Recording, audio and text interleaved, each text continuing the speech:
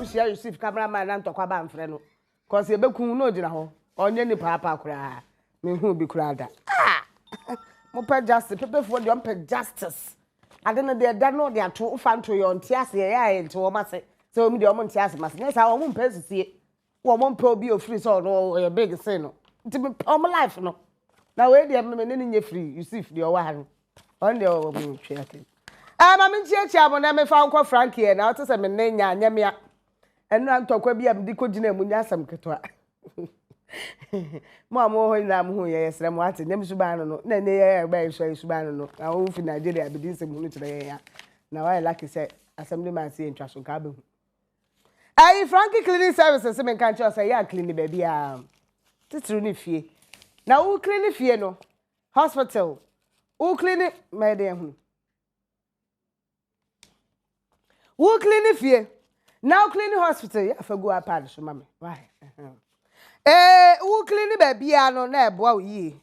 eno ti se bank se shopping center shopping mall ba bia wo bia no bobo de a na ekwa na wo siesie ho ma maka say ya sabia no bi ho awura ho wo de yade foforo ba fie wo kwaro yade a wo de ko ya sa yale so ba wo de mienu na aba nyina no se wo mo asiesie ne ko na so nkwa yie papa nsipi na said ye siesie fie ne ye to azaya dan na ye de namfo masa ye nim said ye nkrutu fie esiesie ni ye machines ye di clean fie ye ni bi ye wakofa every Germany de aba wo de Ghana nim de de aka ho ene wo de esiesie efie hospital restaurant hotels ni ade mesra wo fra wo na wo enya adwuma ma wo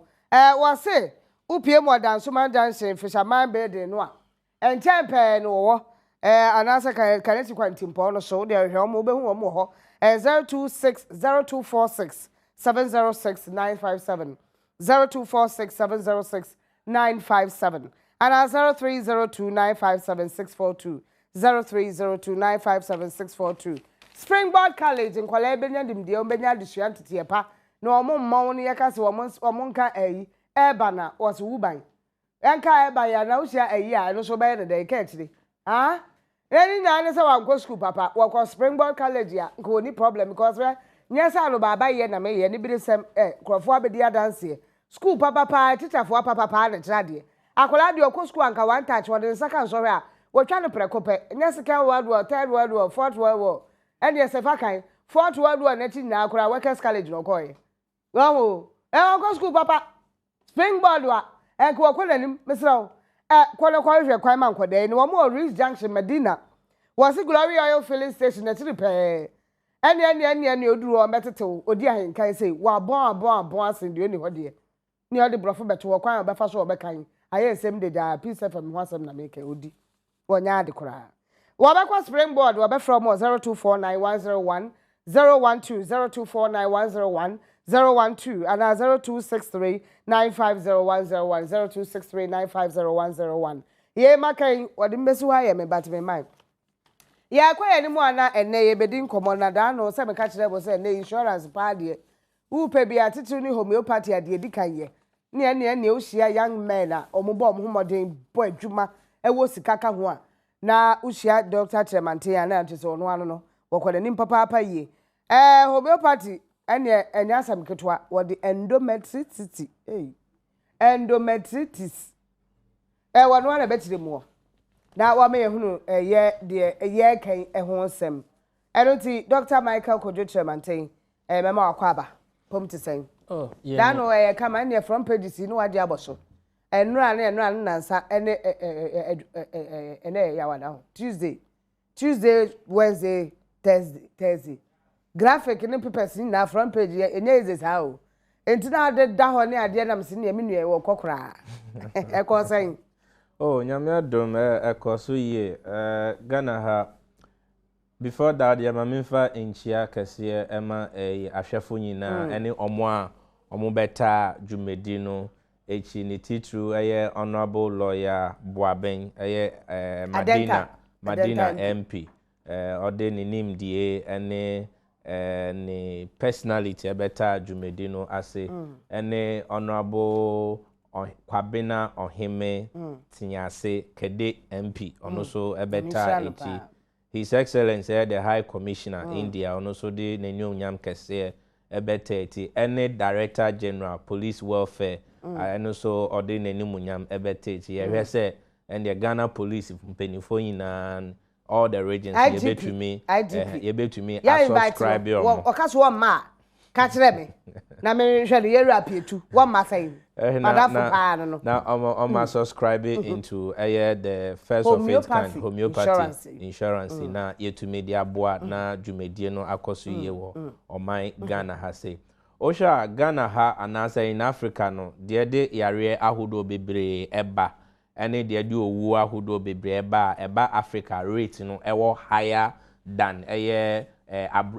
abrofu memu no Ghana ha no Africa na ubeka se ubehu obi so okọ ayaresabia no na age se oyare ni baby nye ni baby atochima but a very bad attitude yesuban papa enya de yesuban papa kra say answer na ubetu nan say wo kwa ko hu doctor no na age se wo yare enu nti na wo hwe statistics na always no Africa de no higher than abrofu memo esanse omo no regular check up no de a omota but osha omo wo system a financially no edibu omo eba apomudin wo bibie mu but Ghana ha no financial system no say okase everyday bia okoye check up ana bosum ba ko na otwe ba ko bia akopɛ okohu doctor aya obebo kakakra insurance kura o mde maye no kura no e nye ba bia na ye yi na ba bia ye yi no so kura no sikale ma wa enti wudi kura na kwa na ye chese na wotwe na wonya enu so enti ema apomuden enye intentem ema enkrofo hu omo problems entem ko normally ni se hu problem ntem a tumi so ano ntem wo so ano ntem na anye yare enti eno no etumi eboa eno nti na nyame adom ye de homeopathy insurance C4C homeopathic health insurance scheme no ede aba say Ghana had the region bia ye wo ho Ashanti region ne hefa northern regions bibia ye wo say no bia betumi ya de ben etumi akoho when the wuni webusua mokoya emma apomudin ekosoro ewo my Ghana emma sikasem so in terms of sikasem obetua kese no eba fom no crasem ni say Ghana for patronize donor agency no muso yase no omo be withdraw say o patronize services na eno na wo hwe India banya so muso yase ni nia ni say do makoma so omo be promote homeopathy quality homeopathy wo kwan foforo so yeah be wo hokora say homeopathy mo pane na o just last week ya India ban sisia omo India Medical Council no sisi omo convert na omaye no National Medical Council no cover homeopathy ene ayurvedic Indian dro ene orthodox ndro nti na wo omo advance the homeopathy no aka omo mainstream way aman bebre edikan ewo mo tum say Ghana ye kechire ewo ye one way system of treatment no ade a ye kechire eno na ma bebre na kwakọ ise bebre na bemobu intend ochina beti say we dey draw we aba na wudi echi ocha o metumi aye we ama na wudi echi and the people are still frustrated nkrofu hu bebi omo hu ni omo ye ntobi akra ba ho so me be so ahwe say we tie ohun just it's because former the enim no ya sabia hodo a enim no e de mind bebre no a wo mo doctor for na aka side effects ni ade nti nipa no yare a wonya duro no obefa but the hun sunsanso na ye wo ho no ya na ebo nipa hu ntini e o be na afa yare na ikase ntini o na ma enti obenya sa other sources no a ebia ka emu anu oto aduro kwan ho anu oto aduro ni na so mo makidini yare ni ade eno so kwosoro enti homeopathy ye kama enti ade a me hu se ebeboa media for so yada masem se media for most of the media houses in ya to me better adwumade no echipam out to me say ekwo echire wo sha currently no omo to me ekoso no ema eniama ekoye nkomo de na nkomo nye de de ne be yoka so nkomo nye da ene wo fere kro bi ama o doctor no entira no ene homeopathy wa Canada say ade eboa pa titunu say wo de wo bekwo ya asabia po no aba no homeopathy no mama onro ni bi de asoso a eduro no a doctor de be ma ya sabia de no de be ma no homeopathy ya sabia no so uduro no de ma wa nsunsuanso a wo orthodox medicine ni mu no ebe ni nyina de afiri ho de ama papa no kore de ba akopɛ bla no kora se on sikasem o hwa nka bosum bia o ko check up nka first no yenye insurance no nka wabɔ ka nka 35 million edrum ba yo nti se o de 5 million no ebo mu afinimu a afinimu no na o keka kɔ be over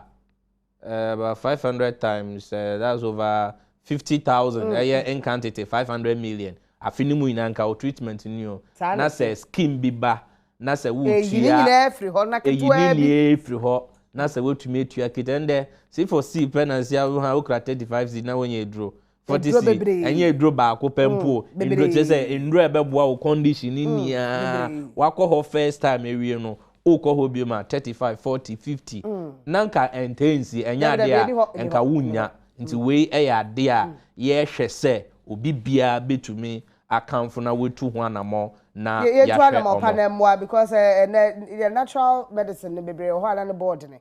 enti obi ho ha no so wonya awo person ntumi nko nti se ne insurance ya ba ye mfa ye ho njim na yentu anamo na bra no yenye check up na ntumi mo na ye mpendro yes bibi de endometritis bodamte endometritis kwe why no say you me that say you say endometritis that is ya sha na inflammation ewo oba no awodie mu aha nia ye beka no say uterus awodie no awodie no ye wo mu linings ahodo miensa na eno na ma oba bia eye oba ansa na ovary no betu nkosua na fallopian tube na esomu na release akọ awodie no awodie linings no eno na ekura nkosua no till say akola no ebe ya akola akola no ne didie mu say na in the process of formation no eye uterus no ema no nourishment bi na ubehu obi ka so ma ko check yese menyem nanso bibia watu nkosua kama but akola no asei bia wenya miscarriage bia anyeye niwe ni nia no ejina nia yefre no inner linings no lining no baako miensa baako ye baako ye eye endometrium ena baako so eye peritoneum ena baako so eye myometrium na myometrium no eye infimfim lining ni fimfim nti ne edo sukọ ayetumi so akola ni mu in the process of fertilization no ena ye friend no endometrium no na ehutumi ka in the sense o wa ultimately say oti heat wo wase ye hyehye na ye inflammation ebi o so ko hwemu ana color no say yellowish na adane aye ko na che say inflammation no o have na ko say utumu say na nsu if you wase ba wunya discharge eno na nkola bebre ni mpenifo bebre ye hu mistake onya hu se bribi efri na se ba some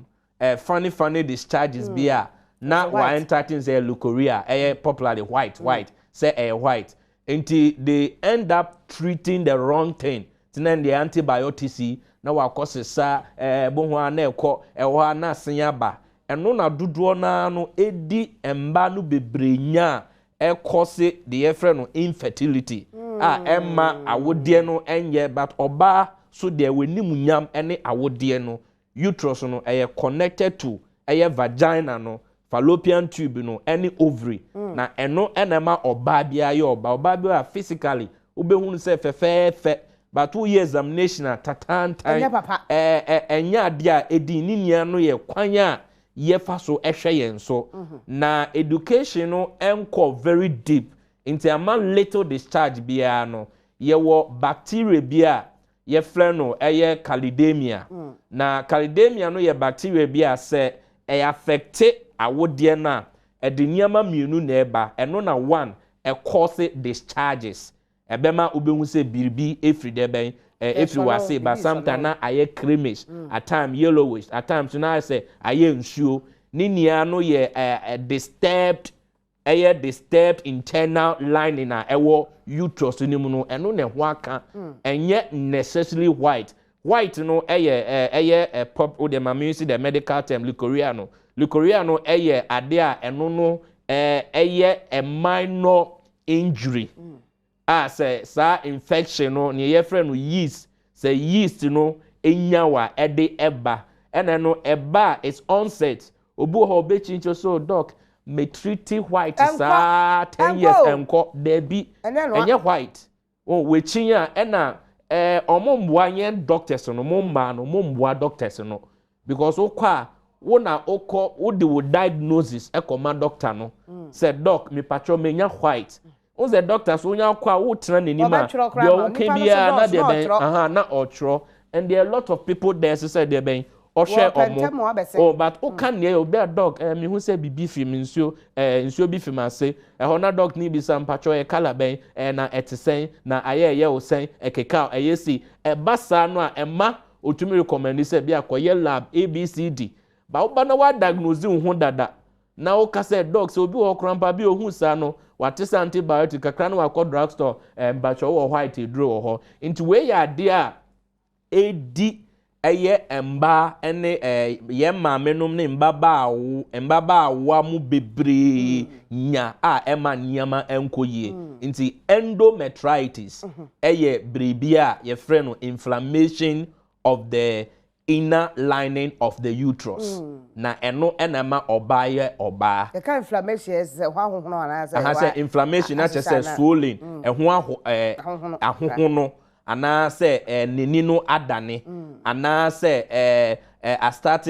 bia scent kakratum say bia ojunso kra na bia scent ewo mu ebi wa say beer scent ebi also ayete say banche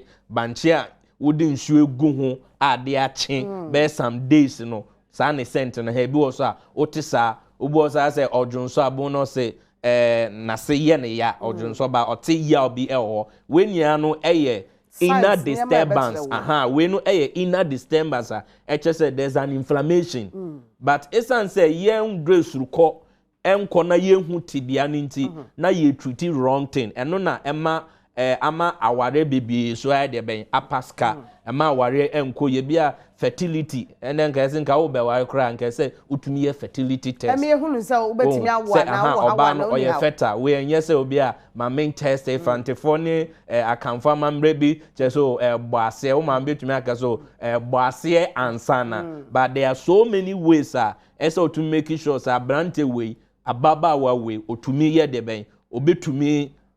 afa eteki seed afa ifuru ana bema no ne sperm no strong enough I betumi ade be nti we anyimoba in the some inflammation we nia na ya de a ye treating no wrongly na no na ya bomu poto se endometritis inflammation of the uterus the inner uterus lining and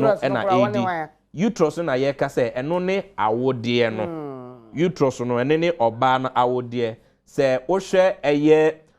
vagina na inside the vagina no dia wo hu TV so no we no inside into middle one no ene uterus no and na ohwe dia aye ne nsa mienu na eno no ye the fallopian tube into uterus no connect ma fallopian tube mienu no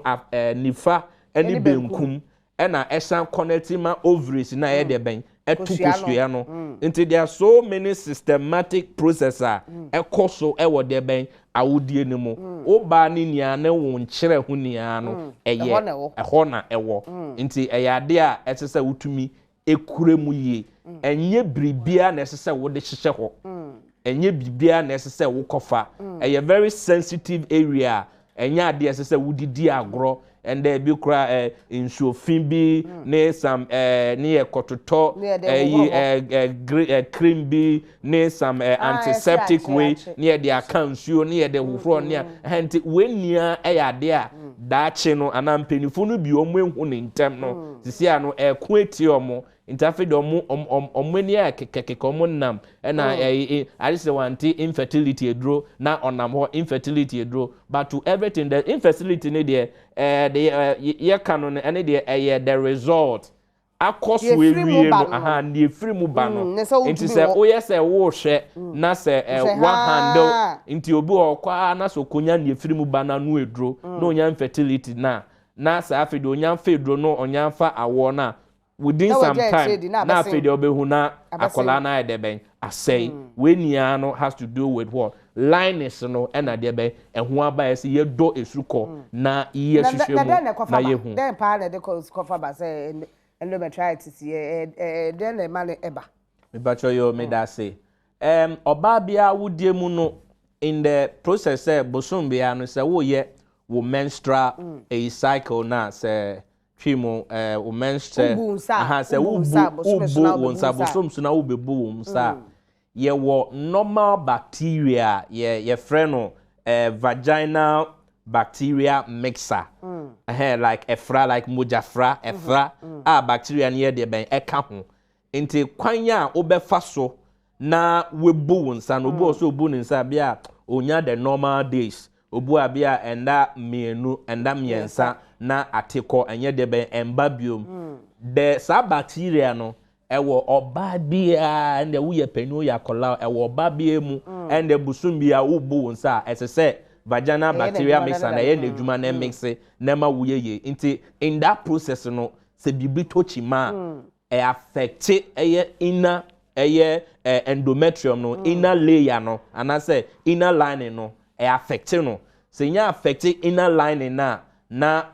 I started rotate na fede ehun niam so de ben eba ye hwe enkola ene mbaba ayoa ene mpenifo a omohoro sebi omo panties bibia na omo de asen bibia na omo de asen owi a onya akwa na akwakofa ene onto sokora na de ben wahye eye ade a possibly no so bacteria ubetumi enya bacteria infection ebetumi ako atia wo body house no kra o to bia na said atete ebi wo so na asene that's right ntini wo de no se ho ansa wo de tawo na se so na wo de sapo na buso that's right ebi wo so efe amafo be wia ntiti se wo de tie de wo compound house so de so be hata wa bontem ya ye no obe hata wa adwa ya na ne dem so it's very important then the irrespective of baby bia obe hata bia no fa ese we make sure say obeto ni yie na oba so de opan wasesa almost every 3 days and almost every 5 days bia ese utumi sesa enche particular pan enche ntiase o chese ye to draw so a ya acha nanum area na wo sa wo ya totwene se acha se bia obesa hye ne biomu consistently wa sha abro so amprenum totwene na tofro ese se da bio tie mamity say obi wo ha say green pant draws and or share ya juado sha monday juado sha binada no share ukuada na the same na wa omo ye ahoro share friend ahoro share say no so ahoro share enti osia na wasan share osia na wasan osia na wasan share osia na wasan share enti normally no say dia obehwe no monday no akire so no 5 days later and I said bia enda miense chiri ansa na that particular one was obesanche and na wo hye so a say o koto a say wo pɛ de ye cotton wonya 100% cotton na wo ye sure we nia no bibia contribute to introduction of this viral infection because ade a ekotia awode no and say tieturu mi ye no de nye kora tieturu mi wonu ma de koro me patro tieturu mi ne tieturu mi draws no a mema kora hye bidie no ye mpese ye panty amafo behu abonten ma menka no ntiase amafo behu abonten tie di wura wo sha na akowura wuturu mu okay one line yes sa na aka no one line one line eno no de say ye pepa mema nyina hye bi eno no mbema the okay anyway say emba ehye bia you know sometimes the akwese word modern word ne fashion ne ho niama ne bia bema bi per particular type of pan say na wo be say obe onya hu a na ne de say ni ni aye as say o hwe say health wise no as otumi ebo ho ban because some of the way no cry kasa one line we cry no emframa cry to me ko wase ye wo particular ones cry mo sha tum say ekwan ededa ho am frama kra de betuko eni say heat uma ehɔ no eye that tight and eni say uma no so eye that loose bebre say eye ehɔ ene ho and na the your friend no enamu sexual STD eye sexually transmitted disease to say syphilis mune gonorrhea eye gonococcus gonococcus trachotoma no eye bacteria bia eno so ede sa problems no ede ben eba nipedua ni mu ewo awode nankasa emu enti true endamu no ena true nia ye frɛ no oral sex se bia oba no obeta frɛ be ma oba se be ma no beta frɛ oba no be ma enti say in that process no na say nice in that nice there ebeye nice can so because say nice okay nice there nice hey nice there nice nanso say bacteria be present and na say virus be present ebeba ho tentem enka miminyaya nka oba ne bema bia no be hypochondriac say hypochondriac ne yet say obi a oye very health conscious answer na meshia say me you opie no me de ukọ lab na ye nia ya kwakoye test I make sure say obi bia ye afa na o be se me pa me kwa me pa ye o ye ngola mpa waji atumu ewie no waji atumu ewie no because eden say enter into dating and as a courtship without the intention of marriage eden ya wo pese wo warranty na wo ni obi pie into nya gitumu a boso ba ko mienu de na mu mienu makọ ontwen in the process say mo kwa akoye medu echi abukwakoye counseling ansana no no eboa wo ba no na eboa wo be ma no e ma wutumi ye decision ye because ushia no na mokoye ye na bibia ye 100% mu mienu nia na edu time amokoye asori counseling so no mo so mo se mo san koye na ku se bibia nkoye na kire se mu mienu there has been unfaithfulness between the two into eboa security wise ema also to me yare o mama say me patro eyade a esene ke say by homeopathy kwan ben so na esa homeopathy no eye organ ho adwuma eye awode no say na me kan ye nhwe the result ni say obi a infertility ne way into o share woman be a me treating no I think there was 26 years or ECG 26 years na awo iron den me treating no of yefu the first month no fa yefu na yefu no say ye internet say me ye further investigation me share no na line is no na ye de ben atochima internet say homeopathy indro no ye shoot ko organs na ye siesie linings no ansana apart from offer yefu no tumi e de be ewo na offer no so e de efa ne banti homeopathy no we deal with organs ye can organs pe ye can organs e bia brebo uterus no ne ade nti sa organs no na ye hu adwuma ye nhwe result no ye hwe kwanya eye yare no faribai ewo ho no be fire akoye se edua esi wo fie pese edua no ebi fifiri wo fie ho de bia eba na wakofa chainsaw etwa so within a drop na say wutumi tu etu na se eno nti sana in homeopathy kwan so no ye hwe na organs na causes no yetumi sa insurance ye ekoye nda no dware ekova sa endometrium me bacho homeopathic C4C homeopathy health insurance scheme no eno no yade a cover all conditions conditions bia endometritis aye ka ho asemi yare bia no say yare no cranko na esan ye acute nko ade ye fa homeopathy kwan so ye de be ehwe say ye wo pande a your particular infertility injection apart from that your injection for the uterus say ye ma tablet so and the nyame adomendra food and drugs but man kwan yakofa tablet airport I de ben aba I no so yebetumi ni na homeopathic way so ye de boa na ye betumi aye bi yo nyame adom eye fitiende ekosi 30th of April ye de si ho say ye register first 10,000 people in the 9 regions ayaresabia no ewo ho no enti ne ebehia wo passport picture photo picture baako na wo any ID and their driver's license voters ID anasa ukra NHIS way anasa ukra passport ukra sanyema mienu na na encantity scan no 1.5 new Ghana cedi 150 Ghana cedi no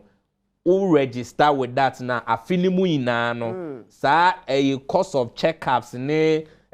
consultation hospital card ni we no enya ade a ubetua pesoa ese say ye wo pande ese say ye ma tablet ese ye ma syrup ana any form of homeopathy dro ana say energy medicine radionics ese ye de ma wa eno so no insurance no ebe fa mu emufa 50% of it say na hu de be ebe hin how Kumasi in the whole of Ashanti region no Kumasi fo amuhwe menia no mombra jaache junction and the ofa kwa muka anase ejusu ka na ka kire mate ni se onsi wo jaache anase fitemu so nyasi wo ha obehun se ayasabia no signboard wo ho ebia wo hwe me fi upper east upper west anase Tamale ye wo school of hygiene junction Tamale school of hygiene junction and the school of hygiene junction how obehun se C4C ayasabia no ewo ho Brona Halfo region sunyane fo nyina so any part of Brona Halfo region ya so sunyane ye wo Penkwase Main Street and ye ka se Penkwase ho na sunyane regional hospital no ewo Main Street no so no Penkwase Main Street no obehun se ayasabia no ewo ho enkran ha say Greater Accra region say ye wa Adenta SDA junction and Udu junction ho signboard no kakraka ewo ho Aguna Straight Drew Central region yewo Aguna Straight Drew School of Business junction ho School of Business junction ho be say yewo ho na Ogwa Cape Coast Addison Gardens enso yewo ho Western region so yewo Takora de Fijai Maize Port yewo ho na ho in the Volta region so yewo CK Road enti the numbers mienu tudwa numbers no so ewo screen no so na me fala mba ntudwa ma 0261 111 824 0261 111 824 and 050 050 00 40 328 050 00 40328. Oh, ha, o dear friend, ye the number never ma mo di etire me wo frɛ me a Dr. Tremantin na manam never ma wo. Enti number e fa ntem. Oh, dey to me to ana mo na insurance ya. Regions nyina wo mo ye bie wo ho no 9 regions no. Obetimi to ana mo no watumi akɔ no wakɔ bie homeopathy 150 Ghana pe. Wo ya afi mu ni nyina no yade bia ye wo kɔ meka wo yade fidi. Eduru a obeto e na obetua mu fa no kraska ketewa bi da betua. To anamon ehia poso bayare ene we sanse wa insurance nti bosumi bia akura betimi akọ check up ukọ awose meba ene de bia akura na machines e ho bekọ akoda so wo na awose no na tumi abo ama pomde na sipia sita ye fa nkoma we enso ha na kai se insurance wo ho ye bia mu akọpe me pro na ye tumi de hwe mo nti entu anamon pa ne mo 0261 111 824 and 050 00 40 328 Dr. Tremantin Kwadwo Michael Kennedy ho enam ne di nkomo imekwaba nam ne Lucky Herbal di nkomo basia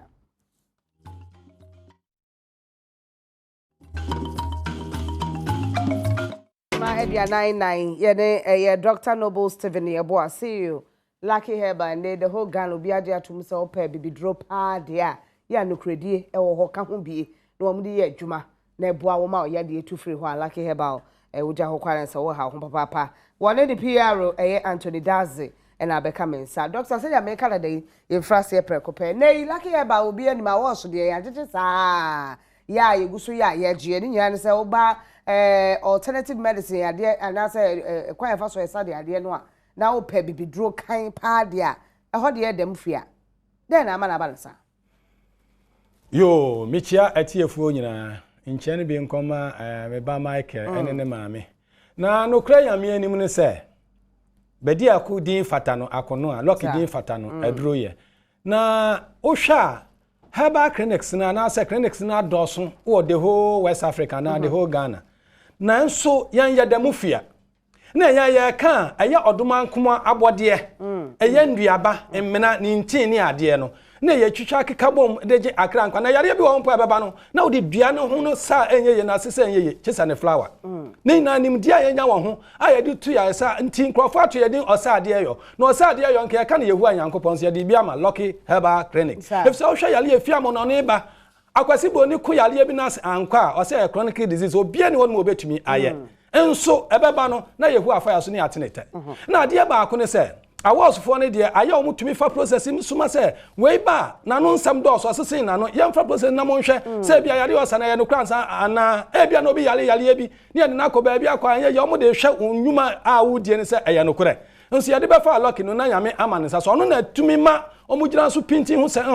akwa we nyame ehira na ampa na nwuma ye no eye no kore na yarefo no nso e ba no dodo no anim se ni o makwa wa yaresa bia hodo anko na o mo de ba ni na nyame afa so ajom kwan no hunti na ma yaji din wa mana ne wiase afa na nyina bibia tumi ifi ablo fumpa biduro ba beje omo ho ayaresa hepatitis ya yade a kare no na eja mpanifo ne yade ne kole nya bi na yenya kasa wo hepatitis dia na se wo bi wo ho ana wo boditiri so wonim se wo kowu yade no yesa yare ben menua meda ase pii bio no kren hepatitis B or C ni nyina no yare bi a aya ne ye ka no huhun ehumum ba enye human yankopon na no kura wom ne se ne minim se wodi ya brofu duro se obekwa atia yare ye betumi mpo ama how bebre a minim bebre ba no mete yare no kura ni abrofu se eni eduro na me ka omo ayehu yankopon afa ya so age omo nkwa mintumi enkan hepatitis ya yale bia sabia ba no mo ko ba bia yetumi tu omo akoma na kire se nipa ni mpo nya adwen no watumi ada no watumi adidi anya bi di anomunsuo no kura ni yare ni ehu na ehu no enya hu ma Lucky Herbal Hospital na ya kan krofo akukudam amana ni omo so yale bi ye omo a omo ya enko achi mia bebere anko omo ba ya me ma ne saso na nya dro bia keke ene ye de sa te say hepatitis B no na kwan ye bebere e betumi aya wo hu namba bia anya wo ya nso baba ye behwe no na wo A B C anasa yi ni bi e betumi aba say bia na wo ba bia wo ya te say wo fa ne say malaria typhoid nso baba ne ye behwe no te say wo da ho na ho na mo hyehye wo ntie twetwe wo mfe no wo mfe ya wo ya ebi wa ya beba no na afa liver ni mu awie anasa afa ne ho na awie ma ho abobɔ mpomponje bi wa na aka afa hunsuruma afa kidi na framoja ni na enso ye wondura bia ne aye wakodu bia ne ye di tu ase enti ye ka achinyani Thomas o se ma chia me yare ne nko hepatitis B C D ni na tu anamon bla Lucky Herbal na aba bo nsanyame ahira Noble Junior Doctor Ebu ana ne ye ka no nya se ye de ano ka ne keke yentumi aya bebre ba mo ka se yakwa nso yakwa ya mo hwe nso ya ba mo he ye hu hantama nkanye bi ne ni oni no aka ni oni mo so aka se de bia me ka kire no se ba no se yade a yesa eduro bibiduro kan ya me makwaso ahwe ya me di hu adanse se ye ka no se de ye bia ye ne hwan na ya ne ye num oyere bebrebe no a etumi ha adwene no a menum bi te na ante de komesere otu anama on emo ma nemu se bia wo be wo won mema ne ma hwan ne wo won ho kese na kwan be so de besto eyi ho afiri mu ya me da si bebre ne kra ya ka infertility ana se bia obema anwo oba anwo ya ka wo ne pa bema na ewo ba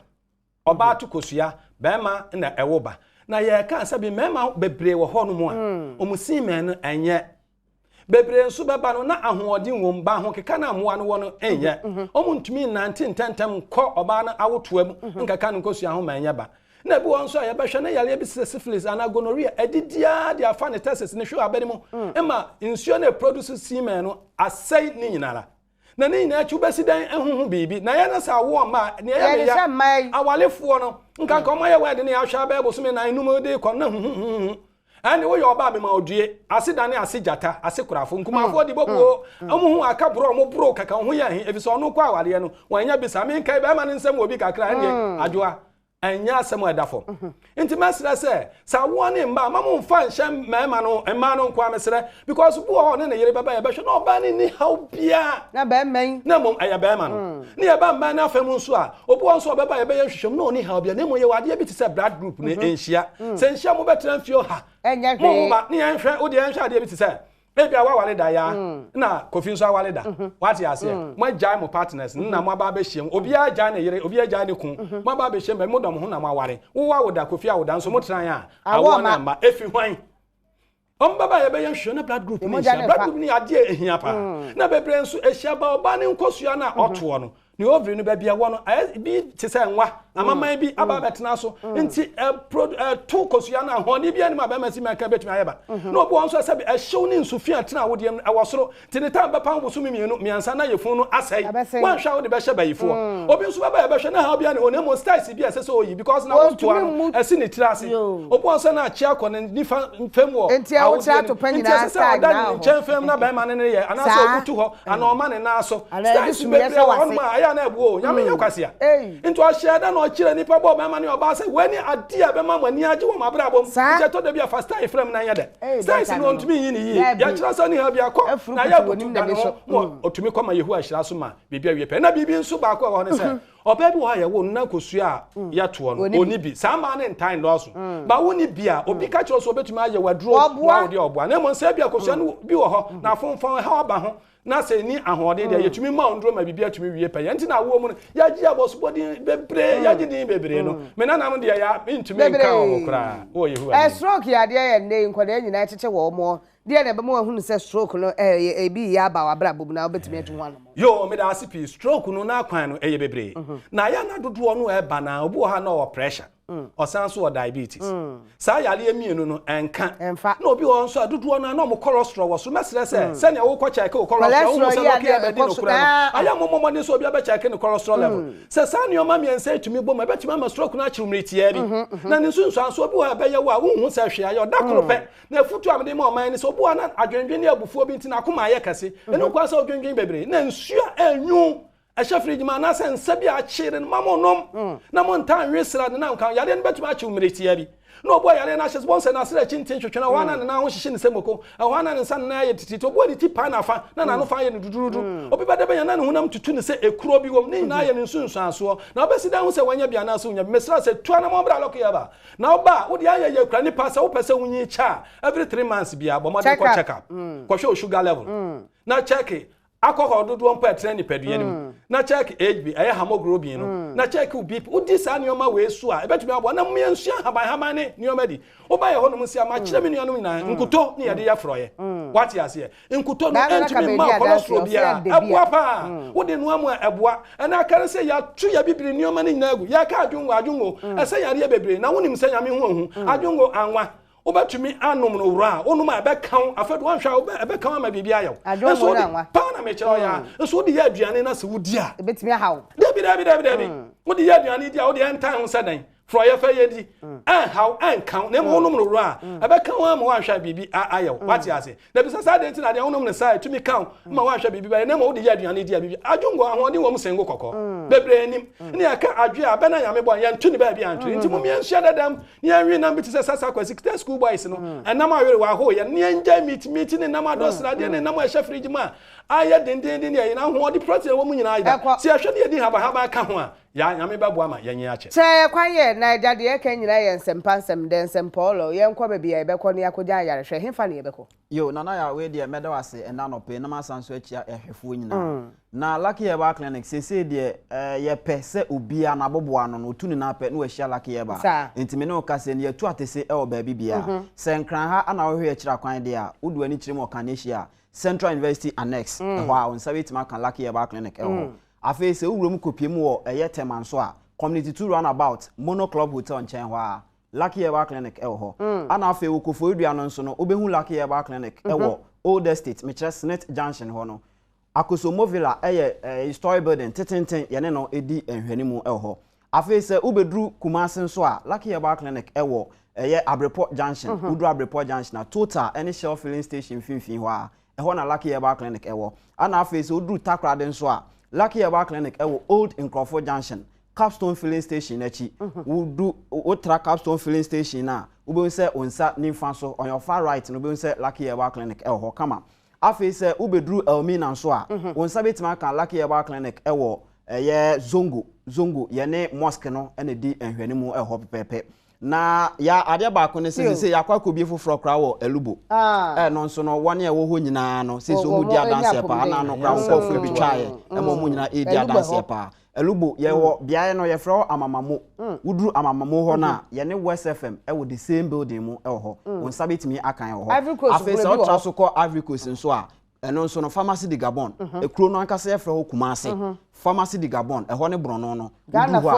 First Petroleum Station ho Lucky Herbal Clinic e ho ana wankasa wani tua so obeduru kaso anso a Lucky Herbal e wo New Market kwan no so wotra FBN Bank ne pepepe on sani mfa so Lucky Herbal ene wo hoyi ana afi na kasie mu ana na try kasie no eno no yegomwa ogwakro na ya hye no so se enche kra yire so ane bia na watwemienu Lucky Herbal e san kopiem wo techiman wo sa netie ya mo fa ko Nigeria ya be ko ho so yeguso ayeko Dr. Ghana for good Lagos ho nya sam ketwa Lagos Nigeria ya mo modern pa station ho Lagos station ye ndro no nso no wa wo pe Lucky Herbal ndro ni bi ato no miam ya wo do bibre ho a won sabetima kan bi se wo ko ho a won sabetimi aka bi e wo main station ho a eye Abetsam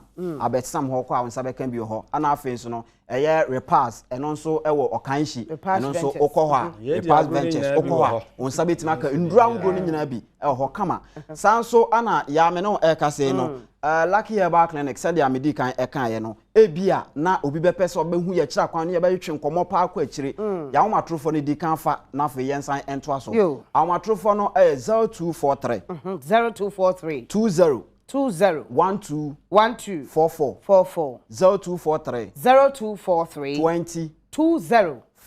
12 44 and after 0277 46 58 55 sane no so 0277 46 58 55 no ana WhatsApp no so 0260 79 11 94 0260 79 1194 eno nso ofa wonsa ebetimi akan kama and afi say okọ website no so a eno nso www.luckyherbalclinic.com luckyherbalclinic.co wonsa betimi akan ho enche yebe lanche na obia etimi ahwe bibia pebia ho nti Lucky Herbal de sese no ye wo mabobo ye nsuro na ye nnuro no so ye bapenti ehu bia ni mu ayeda ye ho adie bebia na ye duro internet de so no ehu bia ni ho ene ade a nnuro ni bi ye wo monten so a obi ho ana bia wo ma ho pebie nnuro ni bi ne de he nnuro ni bi ye Lucky mixture ene ni bitters no Lucky mixture ene ni bitters no eno no ya to mu din atane ata se unya bitters ni bi betimi abo ma koko a ono de wo mbu ade mfere ade no watu na se every ho afei se unya edro bi so te se Lucky mixture na mixture no so betimi abo a ohuru mojem ama yare bi betimi atra mojem no eno so etimi every ho na ya edro ba ko no enso a eno no embema etepe no mo ho epo no eno no ye Lucky Co capsules Lucky Co capsules no eno etimi boa so ye bema na onum bi a ema wa hoden sonku bi ama usisi na nkasa wa hu sampanya me abo sa na tie eno so etimi eboa ye pa eno oba nso nya ye za agora na won kwa kwashe bros eno ye Lucky VK mixture Lucky VK mixture no eno no sese de mo ntren so ma ne nyina so tubo ye eno ana obi akutem tu obi ankope bi na onfambo no ana afei Lucky P capsules no P capsules no betimi aboawo ayiwuyem se de be ya wuyem be da ho ama yare bia entimi menya ba bi ntena ewo wuyem ebeboa pa ya so aso doctor to yefuma ya so aso nko yo me da asimi ya ya futu abede ma oman ni se aya amoma yensua exercise jogging and say walking ahom na achi bia na nipa bia na nam yare ahodo ya tetie nta ahom na achi bia bo modern so be num nsuo one jog because ya ka nipa bia na nsuo kita yen 75% utumi num nsuo bebre tumi ma de bia wonya ahoden na mo me yensua haban ni yanhwe na mo wiye na dodo owe ne pre nipa bebre ati ase na afi me kan adwendwen ba ne nyina kyire no bibia ne hono ma nipa wo de manyame a ondi ma nyagidie na bibia obi wo ye bia mo mu na bofia nyagidie ne ya man fa nhye soma so fa sisro na nhina sine sene Lucky Herbal nyame ma ye so kakra ehya ase o ma ye so bumba akopa ya begidin wo wiase afa na nyina no e betumi abo na esre mema no so say sex nkita hodie no aya ma mo highlight say mo baba akoto nsem bi din bi abema wagina wo na so wo ba akoto aduro bi doctor bi inkyira wo say kono ma aduro no da chi wan hwa e din so so bebrɛw ye lucky coal capsules no de menua wo nya bi amempa ho bema wo pese wo tadua mu ya den no koko abubu mema bebre da na yere ho de ante ade chen ren ante wa ye tofu ante ye mo nkomo ante ahe na wo maame wo enya no ne ya hwehwe o ba le pese wo kenya no ma keka ne dom peme kiki no ama ho na ache opra wato aye ndom se nhira nka safo awurade so ma me ho kafo otumi bonus nse me kiki me dom pe nhira nka yankopon so obo oda ye no na be boy 0243201244 0243201244 and 0277465855 0277465855 lucky about numbers no and them there to jada makram ye be share. Amen.